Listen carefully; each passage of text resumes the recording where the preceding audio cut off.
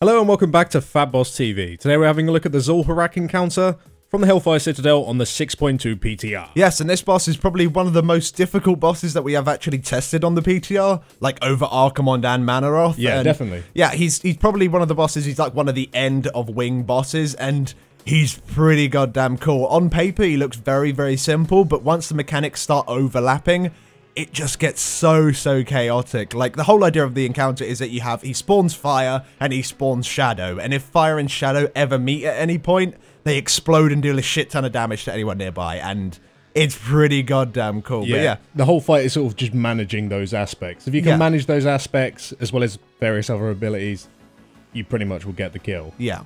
But as with all these PTR videos, we're just going to discuss all the boss abilities and how they work. This isn't necessarily a guide. If you are looking for a guide, they will be available to you at the first week when these bosses are released on live servers. But until then, let's have a look at the boss, let's see how he works, and we'll start by looking at Phase 1.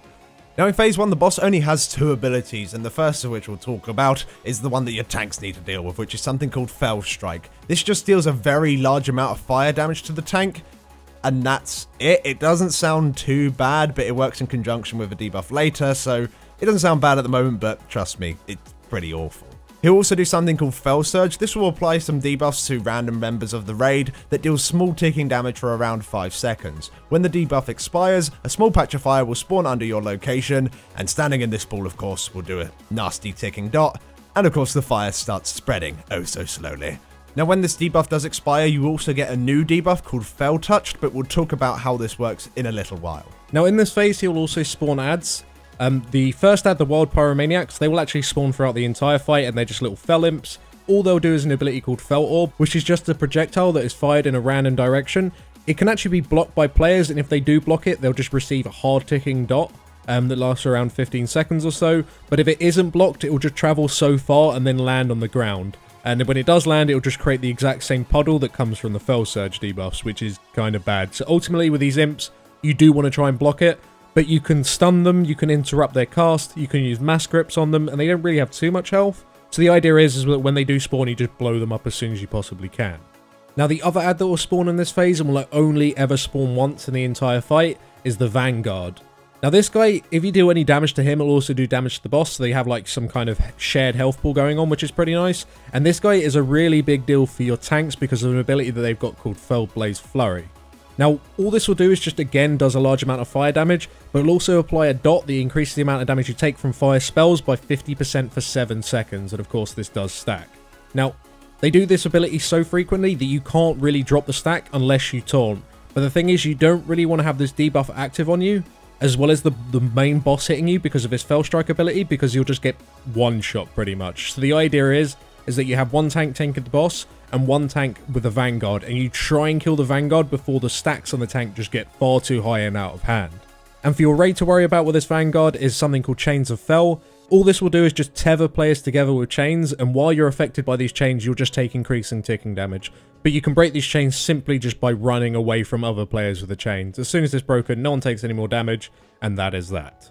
So the whole idea of this phase is, of course, when the imps spawn, you absolutely blow them up as quickly as you possibly can. If you do get the Fell Surges on you, which is the debuff that leaves the pool behind you, move out to an edge of the room, drop it, and then come back. We actually had the boss tanked on one side of the room, so we could kind of have all that fire in one location. And then when the Vanguard does spawn, which is pretty early on, everyone switch to him, nuke him down as quickly as possible, and it seems that as soon as this ad dies, that's when the boss will transition into Phase 2. We're not 100% sure, but that does seem to be the case.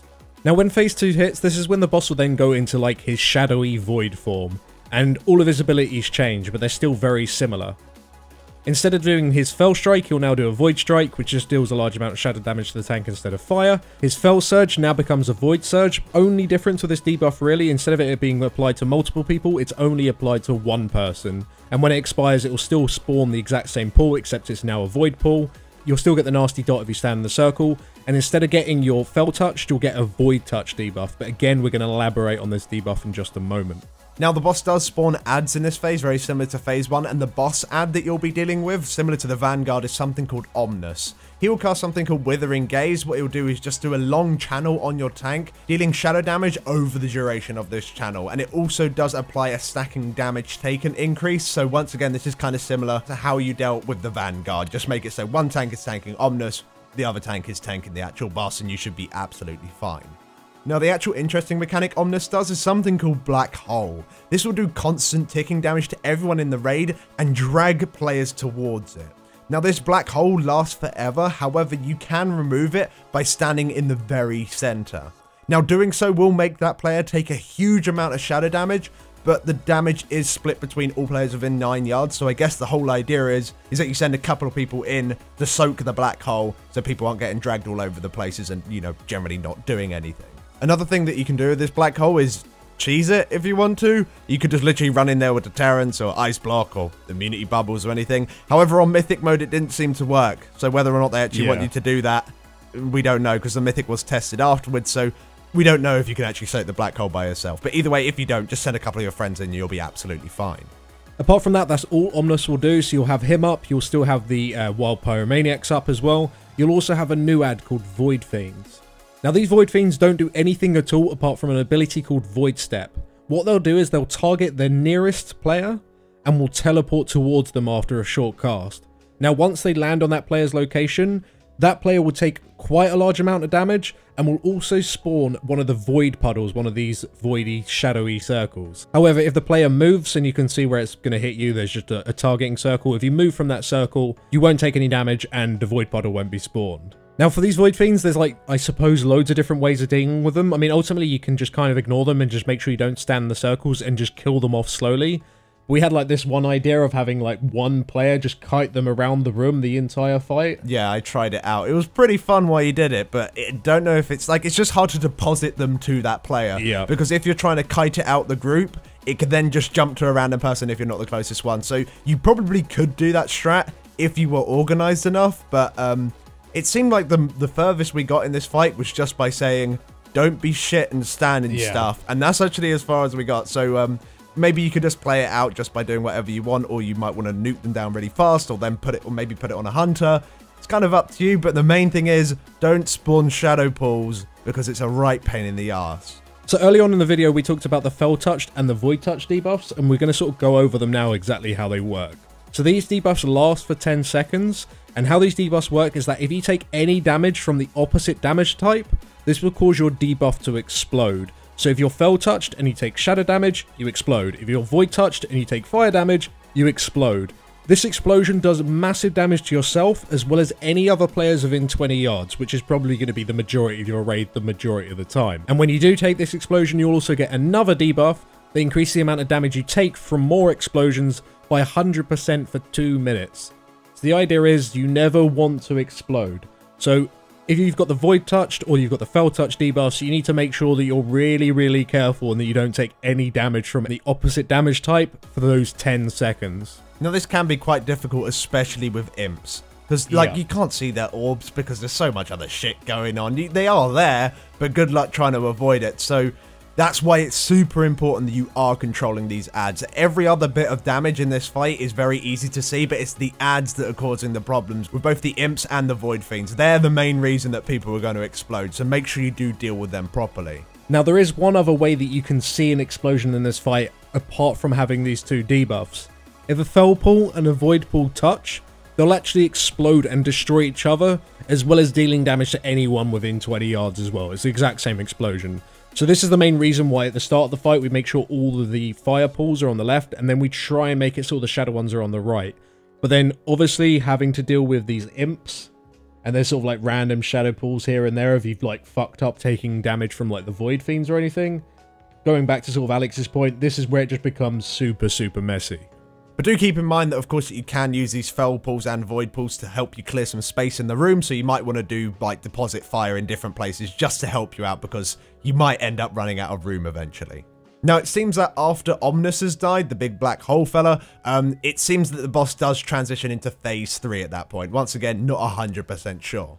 Now, the boss will no longer spawn any ads throughout the rest of the fight. However, he will use abilities from both Phase 1 and Phase 2, so he'll be a shadowy fell bastard. To be honest, it's not even that bad. If you have cleared up all the ads going into this phase, all you need to do is keep doing the same thing. If you got the green fire, go to the green fire side. Shadow fire side.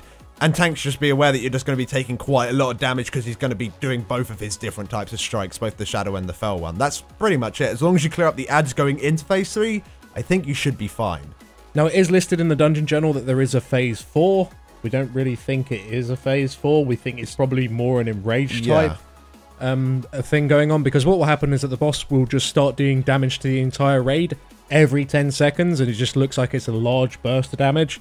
And this increases by 20% after every cast, so you got to kill him before he just ends up one-hitting your entire raid. Yeah, it could either be an enrage at like 20% or something like that, or it might be a timed enrage. We don't know, we didn't actually get that far, but if you do get to that point and it does exist at a health percentage, maybe you want to save Bloodlust for it. If not, you probably want to Bloodlust at the beginning of the fight so you don't get to see that enrage. But either way, it's a pretty cool boss. Yeah, it's just so chaotic. It's just so much ad management and so much personal play, and it's just really messy. It's just so much stuff going on, and if you muck up a little bit, well, you just exploded on your raid. I mean, it's mainly the imps. If you killed the imps, like if you had a .kill button, so the imps would literally instantly disappear. Yeah. The fight would probably be pretty easy. Like, it'd be a lot easier to manage your debuffs, but these imps are just so chaotic. It's literally, as soon as they spawn, you need to, like, interrupt all 3 of them, stack them up instantly, and AoE them all down without them casting once. Yeah. I mean, that's like the ultimate dream. If you can pull that off, then you probably won't have any problems. But to do that every single time, especially with, like, not having 4 Death Knights, like, it's going to be difficult. But yeah, great fight. Really, really enjoyed it. And looking forward to see what else is coming our way. So thank you very much for watching, guys. That's all we got time for today. If you do want to see any more of our PTR boss previews, then there is a link to a playlist in the description below, so do make sure you go check that out. And until then, we'll see you on the live stream. Thanks for watching. Thank you.